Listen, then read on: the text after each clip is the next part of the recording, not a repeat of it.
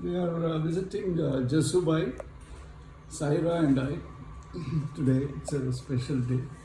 Yes. And this is Gopal Jasu's son and Babiji. And this is going to look back and talk about some of the great times we've had since I think the late or mid 80s. I used to visit him often in his studio, and he did some murals for me. Brilliant Computer Center on Cunningham Road. That was in 1988 actually. We were in touch. We did this silk tapestry. याद है आपको जसू में? When you and Krishnappa, you brought this Subrayalu to my house. This was before Vasudev did his own lot of things. 1 year before that. Yes. I was so enamored by Jasu's work. Both the things were his works. Those tapestries are उसका material 25,000 वो एक याद है. I remember those exhibitions. I remember when the first exhibition when Mr. Rawal gave us all the works. I remember Nauza and me standing and looking at it and saying, now how are we going to display the work? Because it all came and each one was so interesting, but they were small sizes, so it was a question of how to get the person who was looking to spend time on each painting. Right. And I remember the first time I hadn't met Mr. Rawal, and the first time Nauza Dharmwala left the paintings over there, and I said, "This is a Japanese artist." Because it's got that minimalistic look about it. Jasubai's works has that very serene quality about it, despite the fact there are so many things going on in the work.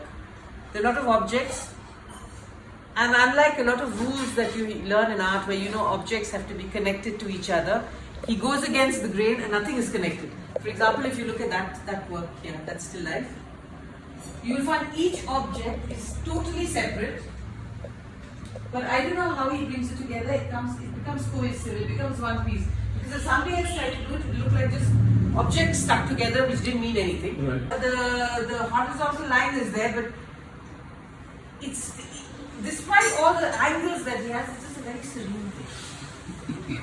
Colors. Fantastic. Yeah.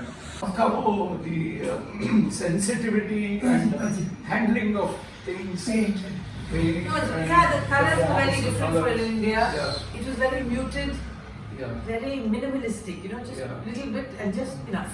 Yeah. Yes. How did you start doing these works? ये style कैसा निकला? Yeah. Because it's very different from basic Indian styles. So what I don't know how inspired it you? has happened because not made into study in college, Queen's College. At that time, I was doing some work like this, simple things. Then my teacher told me, go and see the work of Paul Klee. Yeah. From his work, I have seen. Yeah. And recently, we had Guru Das and Ravi Kasi and myself, that I have sent to him. Yeah, I've seen it. Then I mentioned. Yeah. Then Ravi Kasi says, okay, we inspired from the Paul Klee, but now you are developing your own way. Yeah.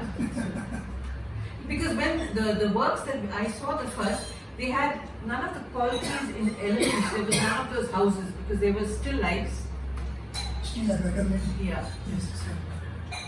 Small houses I have done. Yeah. When in the beginning, but when I saw your work, Long way. yeah, it was more or less that style that's on the ground. Yeah. I was exhibiting artworks in my office on South Cross Road in Baswatpuri. And many friends used to come and pick up. So many works went to Australia and Chennai and all that.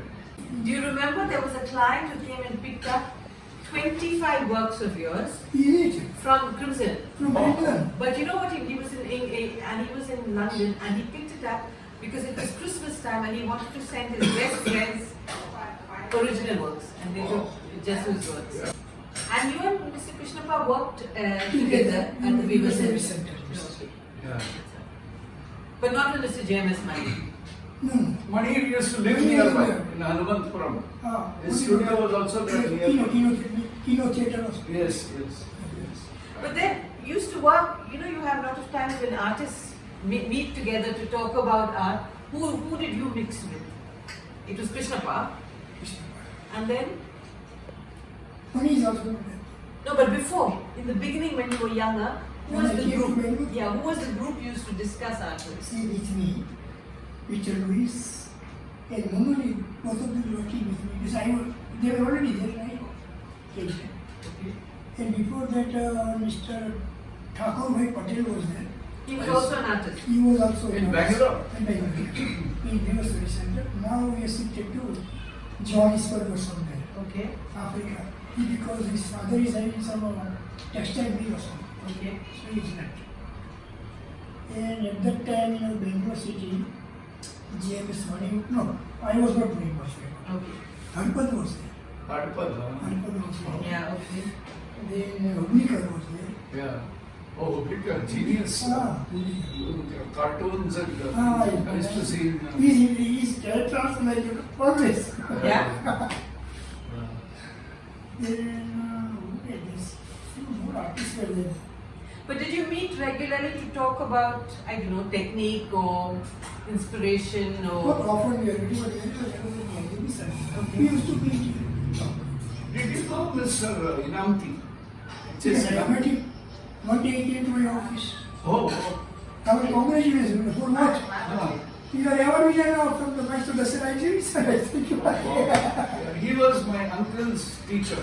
My uncle Jaikar was a commercial artist and he used to do a lot of very nice Sorry, paintings. So we were there.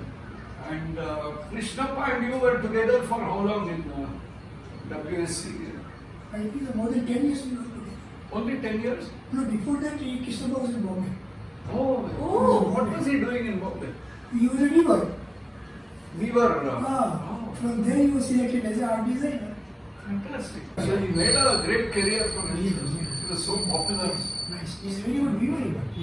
Having very good knowledge about the weaving. But I didn't know that. I thought he was Yeah. artist, Yes, very good I knowledge. miss him so much. Now he is passed away a few months ago. How old? He was 70. He's 84. 48. Oh, 84! 48. No, 84. Oh! Krishnappa was I 78. thought you were about 75 maximum. Okay, 84. Krishnappa was 78. Bhaskar Rao is now 77, 78. Yeah. So, Mr. Rao, I want to come back to your technique. So, why did you start working with acrylic and not with gouache or watercolor? That's interesting. Because I was very much interested in watercolor. Yeah. And I was not familiar with the oil painting. Okay. Then I went to Bombay. I used to very good watercolor work. I don't remember the name of the artist. So very good, beautiful.